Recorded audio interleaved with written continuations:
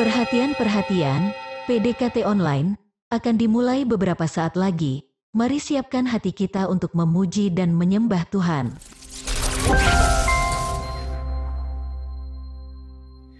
Shalom, Sobat DC Ministry yang dikasih Tuhan Yesus. Puji syukur pada Tuhan, hari ini kita bisa kembali lagi berjumpa dalam PDKT Online dengan kondisi yang baik, tanpa kekurangan sesuatu apapun. Seperti firman yang tertulis dalam kitab Ratapan pasal yang ketiga, tidak berkesudahan kasih setia Tuhan selalu baru setiap pagi. Saya percaya demikian pula dengan sharing firman kita pada hari ini. Tuhan itu selalu punya sesuatu yang baru untuk kita. Kalau di minggu yang lalu kita sudah belajar tentang bagaimana menemukan damai yang sejati, maka di hari ini kita akan masuk ke dalam satu pelajaran yang tidak kalah penting, namun sering terlewatkan, yaitu tentang kunci kerajaan sorga yang Tuhan telah berikan. Ingatkah saudara kalau Yesus pernah berkata kepada Petrus, "Kepadamu akan kuberikan kunci kerajaan sorga"? Di saat Yesus memberikan kunci itu kepada Petrus, sebenarnya dia juga sedang mempercayakan kunci itu kepada setiap kita yang percaya kepadanya. Yesus memberikan kepada kita sebuah kunci, yang bukan sembarang kunci, tetapi kunci yang dapat membuka realitas surgawi di dalam bumi. Namun sayangnya seringkali kita tidak sadar kalau kita punya kunci, atau bisa jadi kita sudah tahu kalau kita punya kunci, tetapi kita nggak tahu gimana cara untuk memakainya. Buktinya masih banyak bagian dalam hidup kita yang hari-hari ini masih terasa seperti terkunci, ya kan? Dan itulah sebabnya saya rindu sharing hari ini bisa menjadi titik balik, agar kita mulai hidup bukan hanya sebagai sekedar anak-anaknya Tuhan, tetapi sebagai anak Tuhan yang sadar bahwa otoritas surga sudah ada di tangan kita. Supaya cara kita berdoa berubah, cara kita mengambil keputusan selalu dipimpin oleh Roh Kudus, dan kita semakin lagi berani melangkah di dalam iman dan rencananya Tuhan yang sempurna.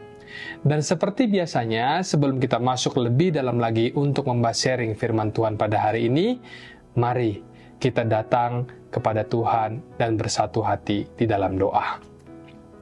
Tuhan Yesus yang baik, terima kasih buat hari ini. Terima kasih karena kami masih Engkau beri kesempatan untuk berkumpul dan mendengarkan firman-Mu. Walaupun secara online kami percaya hadirat-Mu nyata di setiap hati yang rindu, yang haus dan lapar akan Engkau. Sebentar kami akan mendengarkan firman yang disampaikan oleh hamba-Mu. Bukalah telinga rohani untuk mendengar dan jamalah setiap hati kami untuk bisa mengerti dengan baik dan taat akan firman-Mu. Pakailah hamba yang akan menyampaikan firman, sembunyikanlah hamba di balik salib-Mu. Di dalam nama Tuhan Yesus, mari kita yang siap diberkati oleh firman bersama-sama kita katakan, Amin. Shalom, menyapa kembali Bapak Ibu, Saudara-saudariku, Sobat DC Ministry dimanapun berada. Sharing kita pada hari ini saya beri judul, Menghidupi Kunci Kerajaan Sorga di dalam Hidup Sehari-hari. Hari ini kita akan belajar dari satu ayat yang kelihatannya sederhana, tapi jika kita benar-benar bisa memahami dan menghidupinya, saya percaya ayat ini bisa mengubah cara kita berdoa, mengambil keputusan, dan menjalani hidup sebagai anak-anaknya Tuhan. Mari langsung kita buka ayatnya dari Injil Matius pasal yang ke-16 ayat 19, di mana ayat ini muncul setelah Petrus mengakui Yesus sebagai Mesias. Mari kita baca bersama-sama ayatnya. Kepadamu akan kuberikan kunci kerajaan sorga. Apa yang kau ikat di dunia ini akan terikat di sorga, dan apa yang kau lepaskan di dunia ini akan terlepas di sorga. Kalau kita membaca ayat ini sepintas, mungkin kita bertanya-tanya, kok rasanya seperti kebalik ya? Bukannya surga yang biasanya menentukan duluan? Kok ini malah bumi yang duluan mengikat dan sorga yang mengikuti? Nah, justru disinilah letak kekuatannya. Di ayat ini Yesus sedang menunjukkan bahwa Dia mempercayakan otoritas itu kepada kita. Bukan berarti surga jadi ikut-ikutan kita, bukan. Selamanya kita tetap adalah pengikut Kristus. Tetapi kali ini saya mau ajak saudara semua untuk membayangkan sebuah situasi di mana ketika ada seorang sosok ayah yang sedang bermain badminton ganda dengan seorang anaknya, dan sang anak disuruh maju oleh ayahnya untuk melakukan smash, sementara sang ayah siap-siap berada di belakangnya untuk membackup. Bukan karena sang ayah ini tidak bisa melakukan smash atau lemah, tetapi karena sang ayah tersebut ingin agar anaknya ini belajar dan bertumbuh. Sebab sang ayah merasa kalau anaknya sudah dewasa dan waktunya sudah tepat. Tuhan pun juga begitu, saudaraku. Dia seolah berkata, "Nak, ini waktumu dan sekarang giliranmu." Surga tidak tinggal diam, surga siap untuk menyertai. Tetapi iman kita harus bertindak lebih dahulu. Karena itu jangan pasif dan juga jangan manja, dan juga jangan hidup di dalam gaya mengasihani diri sendiri. Sebab kita ini adalah anak raja dan kepada kita sudah diberikan kunci kerajaan sorga. Apapun yang sedang Anda hadapi hari-hari ini, pakailah kunci itu. Jangan lagi menjadi seperti kebanyakan orang-orang yang hanya berdiri di depan pintu sambil menangis lalu berkata, "Tuhan, kenapa pintunya belum juga terbuka?" Padahal kuncinya sudah ada di tangan kita. Coba Anda masukkan kuncinya. Putarlah ke kiri ataupun ke kanan. Awalnya mungkin terasa canggung dan kaku karena belum terbiasa, tetapi janganlah engkau menyerah. Lebih baik kita mulai melangkah dengan iman daripada kita takut salah dan akhirnya tidak melakukan apa-apa. Sampai nanti suatu waktu ketika kita melihat pintu itu terbuka, kita akan terkejut dan menyadari bahwa ternyata selama ini Tuhan benar-benar serius waktu Dia berkata, "Apa yang kau ikat di bumi akan terikat di surga, dan apa yang kau lepaskan di bumi akan terlepas di surga." Tuhan memberikan kepada kita otoritas untuk bertindak di dalam nama-Nya, yang artinya kita bisa mengambil keputusan, menyatakan doa, dan melepaskan berkat atas kehidupan ini. Dan surga akan menyetujui hal tersebut. Kita tinggal menggunakan otoritas itu dengan berdoa dan memperkatakannya di dalam nama Yesus. Tetapi jangan kita pakai nama ini dengan sembarangan. Sebab nama Yesus tidak bisa dipakai untuk melakukan hal-hal yang bertentangan dengan firman, karena Yesus adalah firman itu sendiri. Dalam Alkitab kita dicatat kalau kita tinggal di dalam Dia dan firman-Nya tinggal di dalam kita, maka mintalah apa saja, Bapa akan memberikannya. Kenapa? Karena kita tidak sedang meminta sesuatu yang di luar daripada kehendak-Nya. Dan saat kita bertindak di dalam iman, maka apa yang kita lepaskan, sorga juga akan sepakat dengan iman kita dan melepaskannya di dalam realitas. Tidak hanya bicara soal mujizat, tetapi bicara juga soal damai, kekuatan, penyediaan, bahkan pengampunan yang kita butuhkan di dalam hubungan dengan sesama kita. Semuanya itu sudah ada dalam kerajaan sorga. Masalahnya, banyak dari kita nggak sadar kalau kita punya kunci itu. Atau kita tahu, tapi kita nggak pernah dipakai kuncinya. Banyak orang pikir kunci itu cuma dikasih ke Petrus, padahal tidak. Ini janji untuk semua orang yang percaya. Setiap orang yang percaya Yesus, dia punya kunci tersebut. Sekarang, tinggal pertanyaannya, mau dipakai atau disimpan? Dan karena itu, sebelum kita bahas lebih jauh, saya mau ajak kita semua untuk masuk ke dalam aplikasi praktis daripada firman ini, supaya kita bukan cuma tahu tentang kunci kerajaan sorga, tetapi kita benar-benar paham apa kunci itu dan bagaimana cara memakainya di dalam hidup kita sehari-hari. Karena punya kunci saja tidak cukup. Kalau tidak dipakai, tetap saja pintunya tertutup. Maka dari itu, mari kita mulai dari hal yang paling mendasar, yang seringkali justru kita lewatkan, apa sebenarnya kunci itu dan di mana kita bisa menemukannya. Dimulai dari poin yang pertama dari sharing kita pada hari ini, tangkaplah dengan jelas bahwa segala yang kita butuhkan untuk berhasil dalam hidup ini, sudah Tuhan siapkan kuncinya di dalam firman-Nya. Bicara soal kunci kerajaan sorga, itu artinya setiap keberhasilan di hidup kita itu sudah ada kuncinya dan bisa ditemukan di dalam firman Tuhan.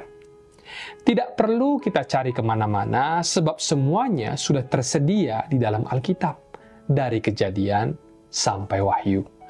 Baik itu keberhasilan dalam hubungan, pekerjaan, pelayanan, keluarga, sampai kepada hal-hal yang praktis dalam kehidupan kita sehari-hari, semuanya itu sudah Tuhan siapkan kuncinya di dalam firman Tuhan. Masalahnya tanpa sadar seringkali kita memperlakukan Alkitab itu seperti lotre. Bukanya ngasal, lalu kemudian nanti entah stop di mana, lalu berharap langsung mendapatkan jawaban yang instan dari pasal maupun ayat yang kita buka. Padahal yang Tuhan rindu adalah kita itu merenungkan firman, bukan hanya mencari sensasi sesaat. Sebab firman itu bukanlah Google, tetapi firman itu adalah nafas Allah sendiri. Di dalam 2 Timotius 3 ayat yang ke-16 dikatakan, segala tulisan yang diilhamkan Allah memang bermanfaat untuk mengajar, menyatakan kesalahan, memperbaiki kelakuan, dan mendidik orang dalam kebenaran. Makanya kalau membaca Alkitab itu harus yang teratur, saudaraku. Bukan tebak-tebakan atau maunya milih mana yang enak didengar atau yang relate doang.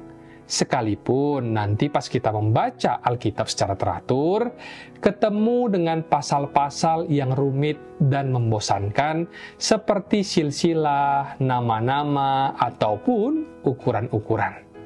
Kita harus tetap baca karena di setiap halaman di dalam Alkitab itu mengandung kunci-kunci yang telah Tuhan siapkan untuk hidup kita. Yang kalau nanti kita membacanya dengan rendah hati dan mengundang Roh Kudus untuk menuntun kita, percayalah firman itu akan menyatakan terang di dalam hatimu. Bukankah pemazmur yang berkata di dalam Mazmur 109 ayatnya yang ke-105, firman-Mu adalah pelita bagi kakiku dan terang bagi jalanku. Lain cerita dengan orang yang membuka Alkitab untuk mengkritiki atau karena mereka sok tahu. Tapi yang pasti, buat orang-orang yang mau belajar sesuatu, nanti Roh Kuduslah yang akan menuntun orang tersebut ke jalan yang benar lewat firman-Nya. Di dalam firman-Nya semua itu sudah ada kuncinya.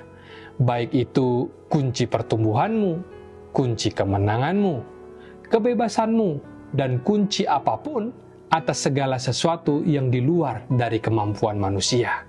Seperti misalkan ada orang yang pada awalnya pendendam, tiba-tiba bisa berubah menjadi pengampun, semua itu kuncinya ada di dalam firman. Firman-Nya dari Kejadian sampai Wahyu cukup untuk kehidupan kita sampai kita mati, atau sampai Tuhan datang kembali. Sekalipun kisah-kisah yang diceritakan di dalam Alkitab itu adalah cerita tentang orang lain. Tetapi semua cerita itu ditulis untuk kita. Apapun itu di dalam hidup kita yang menjadi perhatian ataupun yang menjadi beban serta pergumulan kita, tanpa kecuali semuanya itu sudah ada di dalam firman-Nya. Jadi buat apa kita mencari lagi kemana-mana? Apalagi sampai mencari-cari yang superstisi, ilmu gaib, ataupun kuasa kegelapan. Jangan kita lupa juga kalau terkadang yang namanya kunci daripada Tuhan itu tidak selalu berupa janji, tetapi bisa juga berupa instruksi ataupun perintah. Kita sih maunya langsung mujizat, tetapi terkadang Tuhan itu terlebih dahulu memberikan kepada kita sebuah perintah. Misalkan, waktu kita minta kesembuhan, malah yang muncul justru adalah perintah untuk bersyukur. Ingat bagaimana cerita di Alkitab tentang janda di Sarfat? Dia beserta anaknya sudah bersiap-siap untuk makan roti terakhirnya, lalu mati karena kelaparan. Tetapi yang nggak masuk logika atau nggak masuk akal, Tuhan di saat itu justru mengutus nabinya Elia untuk meminta roti terakhirnya tersebut. Tapi janda itu mau untuk taat, dan karena ketaatan itulah, maka mujizat terjadi. Tepungnya tidak habis, Minyaknya tidak kering karena dia percaya dan melakukan apa yang Tuhan perintahkan melalui nabinya. Jadi kalau ada dari antara kita yang sedang di masa-masa kebutuhan, apalagi pergumulan, sedang membutuhkan atau menantikan sebuah mujizat daripada Tuhan, lalu yang turun itu adalah perintah ataupun instruksi daripada firman, percayalah dan berimanlah bahwa itu adalah kuncinya. Janganlah coba-coba untuk menggurui Tuhan, sebab Tuhan sudah pasti tahu apa yang kau butuhkan. Pokoknya jika kita minta roti, tidak mungkin Tuhan kasih batu. Kalau kita minta ikan, tidak mungkin dikasih kalajengking, apalagi ular. Jadi kalau kita buka firman hari ini dan yang kita baca itu adalah hal-hal yang belum kita pahami, jangan lewatkan, mungkin saja itu adalah kunci untuk persoalanmu pada hari ini, atau persoalan minggu ini, bahkan tahun ini. Dan misalkan kalau kita minta berkat, Tuhan suruh kita mengampuni, ya ampuni. Loh, aku sedang butuh uang kok malah Tuhan suruh aku untuk mengampuni. Ini gimana sih ceritanya? Saudaraku, jangan pilih-pilih. Kalau engkau minta roti, lalu dirimu menerima instruksi dari firman, berarti itulah roti. Demikian pula halnya kalau engkau minta ikan, minta berkat, atau minta mujizat, lalu diberikan perintah, berarti itulah ikan. Lakukanlah dengan taat seperti janda Sarfat itu, maka minyakmu akan mengalir. Tetapi ada kalanya juga Tuhan kasih kita janji pula. Nah, kalau yang ini jelas lebih mudah karena sesuai dengan ekspektasi kita. Tapi sekali lagi yang perlu kita garis bawahi adalah bahwa kunci kerajaan surga itu sudah ada di tangan kita. Firman-Nya itulah kuncinya. Alkitab yang kita pegang inilah kuncinya. Ini adalah kumpulan kunci dari kerajaan surga yang sudah ada di tanganmu. Gunakan dan taatlah sekarang, jangan menunda. Mari dibaca, direnungkan, dan dilakukan, baik itu berupa perintah maupun janji, kedua-duanya adalah firman. Karena dalam setiap perintahnya tersimpan kuasanya, dan di dalam setiap janjinya tersembunyi mujizatnya. Selanjutnya kita masuk ke dalam poin yang kedua. Rencana Tuhan dalam hidup kita tidak akan gagal kecuali kita sendiri yang menyerah dan menolaknya. Tuhan punya rencana atas setiap hidup kita, dan rencananya bukanlah rencana yang asal-asalan. Yeremia 29 ayat yang ke-11 berkata, "Sebab aku ini mengetahui rancangan-rancangan apa yang ada padaku mengenai kamu, yaitu rancangan damai sejahtera dan bukan rancangan kecelakaan, untuk memberikan kepadamu hari depan yang penuh harapan." Masalahnya bukan terletak pada rencana Tuhan, tetapi pada respon kita. Sebab rencana Tuhan itu sempurna, tetapi bisa batal karena kita mengasihani diri sendiri, terus hidup dalam dosa, keras hati, dan tidak mau taat. Tuhan tahu kalau kita ini lemah dan terbatas, dan justru karena itulah Tuhan berikan kita perlindungan khusus, seperti bayi yang dijaga dengan ranjang empuk, dengan posisi bantal yang diletakkan di bagian kiri dan juga kanannya. Tuhan tidak menunggu kita sempurna dulu, baru rencananya jadi. Dia memberikan ruang untuk kegagalan asalkan kita tidak bertekun di dalam dosa. Karena itulah saya punya pemahaman tentang rencana Tuhan yang tidak mudah gagal di dalam kehidupan setiap orang percaya, selama kita yang tidak mengizinkannya. Tuhan tidak pernah menyerah atas hidup kita, tetapi yang jadi masalahnya adalah manusialah yang seringkali menolak Dia terus-menerus sampai akhir hidupnya. Banyak dari kita yang hari-hari ini keras hati. Maksudnya keras hati di sini adalah kita sadar kalau apa yang kita lakukan itu salah, tetapi kita tetap saja terus melakukannya dan lari menjauh daripada hadirat Tuhan. Ibaratkan seperti orang yang sudah diberikan kunci, tapi kuncinya itu malah dibuang. Tapi walaupun begitu, kabar baiknya adalah selama Anda masih hidup dan mendengar firman pada hari ini, itu artinya Tuhan belum menyerah kepadamu. Dan sekalipun kita salah pun, Tuhan masih punya plan B, plan C, dan seterusnya di dalam kehidupan kita. Tapi ini bukan berarti kalau kita menguji atau mencobai Tuhan, atau berkata, nggak apa-apa kok, toh Tuhan nanti punya rencana yang selanjutnya. Bukan. Yang begitu pasti nanti akan ada konsekuensinya, karena perbuatanmu tidak semudah itu bisa untuk dihapuskan, seolah tidak terjadi apa-apa. Tetapi sekalipun dari sisi kita akan ada konsekuensinya, tetapi dari sisi Allah, Dia pantang menyerah. Bahkan di dalam hidup orang yang binasa sekalipun, kita bisa melihat selalu tetap ada yang namanya tanda-tanda dari Tuhan yang mengejar dia. Itulah sebabnya pemazmur mengatakan, "Kemanakah aku dapat pergi menjauhi roh-Mu Tuhan?" Ayat ini juga berlaku untuk setiap pendosa yang berdosa secara sengaja.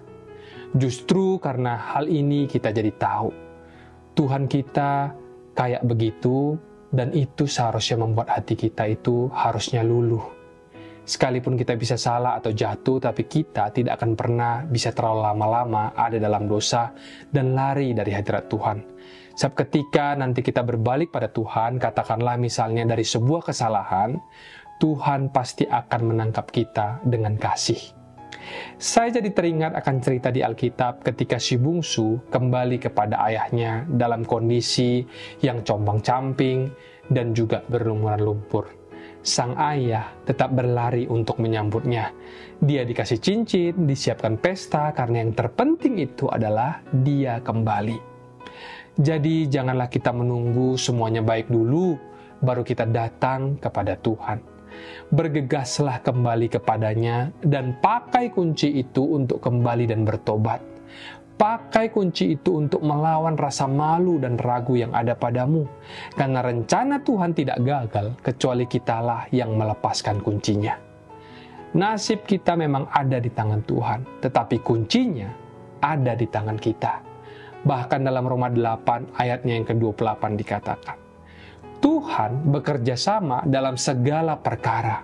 Itu berarti perkara yang nampak baik maupun perkara yang nampak buruk, untuk mendatangkan kebaikan bagi orang-orang yang mengasihi Dia, yang terpanggil sesuai dengan rencananya. Bahkan ketika Tuhan mengizinkan sesuatu yang nampaknya buruk, yang kurang nyaman, atau bahkan yang menyakitkan, itu terjadi atas kita, janganlah kita menjadi trauma, sebab itu bukanlah tanda bahwa Allah menyerah dengan kita. Sebab Tuhan selama-lamanya akan bekerja sama dalam perkara yang baik maupun perkara buruk yang sepertinya atau seolah-olah kelihatan Tuhan meninggalkan kita untuk mendatangkan kebaikan. Janganlah dikit-dikit kita itu mau percaya sama setan yang sukanya itu mendakwah setiap kita. Sekalipun kita berdosa, gara-gara jatuh dalam kesalahan, lalu kemudian kita menderita, itu juga bukan penderitaan yang Tuhan izinkan. Tapi itu terjadi karena kesalahan kita sendiri akibat dari kebodohan kita. Dan kalau detik ini kita berseru lagi kepada Tuhan dan melibatkannya di dalam segala perkara kita, maka Tuhan akan beraksi lagi dan Ia bisa memakai perkaramu yang buruk itu untuk mendatangkan kebaikan. Karena Tuhan tidak pernah menyerah atas rencananya di dalam hidup setiap kita anak-anaknya. Jadi kalau kita hari ini tahu bahwa Tuhan itu sempurna, maka kita yang gak sempurna ini rajin-rajinlah untuk pakai kunci itu dengan cara yang benar. Karena kita tahu Tuhan itu mengasihi kita apa adanya, pakailah kunci itu sekarang. Jangan tunda esok hari, sebab hanya Tuhanlah yang mampu memulihkan setiap hati yang hancur dan yang mampu untuk membangkitkan setiap mimpi yang mungkin sudah sempat mati. Ada amin, saudaraku? Dan sekarang kita lanjutkan bahas poin yang terakhir yang menjadi penutup dari sharing kita pada hari ini, yaitu poin ketiga, kunci kerajaan sorga hanya bekerja ketika kita menggunakannya dengan iman. Iman adalah tangan yang memutar kunci itu. Tanpa iman, kunci itu hanya jadi sekedar teori. Dalam Ibrani 11 ayat yang ke-6 dikatakan, tetapi tanpa iman tidak mungkin orang berkenan kepada Allah. Kita mungkin bisa menghafal banyak firman, dari Kejadian sampai Wahyu. Kita mungkin juga bisa tahu begitu banyak tentang janji Tuhan di dalam Alkitab. Tetapi tanpa iman, pintu itu tidak akan terbuka. Iman bukan cuma sekedar tahu, tapi iman juga berani percaya dan bertindak. Di saat kita tahu bahwa Tuhan sanggup untuk menyembuhkan, namun kita tetap saja takut dan tidak berani untuk meminta kesembuhan itu daripadanya, maka itu akan menjadi percuma. Kita bisa lihat langsung dari salah satu contoh yang ada di Alkitab. Ketika seorang perempuan yang 12 tahun mengalami pendarahan, berkata di dalam hatinya, asal ku jamah jubahnya saja, aku akan sembuh. Dia tahu siapa Yesus, tapi dia tidak cuma berhenti di pengetahuan. Dia pakai imannya, lalu melangkah dan mujizat pun terjadi. Hari ini, kalau kita sudah tahu Tuhan sudah kasih kunci itu di tangan kita, jangan cuma disimpan dan jangan cuma digenggam. Pakailah kunci itu dengan iman untuk bangkit dari kegagalanmu, untuk mengampuni meskipun itu berat, dan untuk melangkah meskipun jalannya belum terlihat. Karena pintu-pintu surga tidak akan terbuka oleh rasa cemas dan keraguan. Hanya iman yang bisa untuk memutarnya dan membuka jalan kepada kuasanya.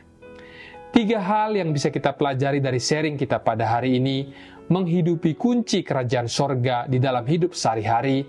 Poin yang pertama, segala yang kita butuhkan untuk berhasil, kuncinya sudah ada di dalam firman-Nya. 2, rencana Tuhan tidak gagal kecuali kita sendiri yang menyerah dan menolaknya.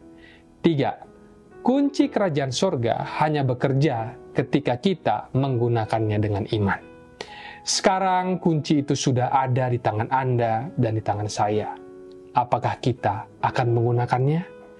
Jangan kita biarkan pintu-pintu di dalam hidup kita itu tetap tertutup hanya karena kita yang tidak pernah benar-benar menggunakan otoritas yang sudah Tuhan berikan. Hari ini Tuhan mengundangmu untuk mengambil kembali kuncimu.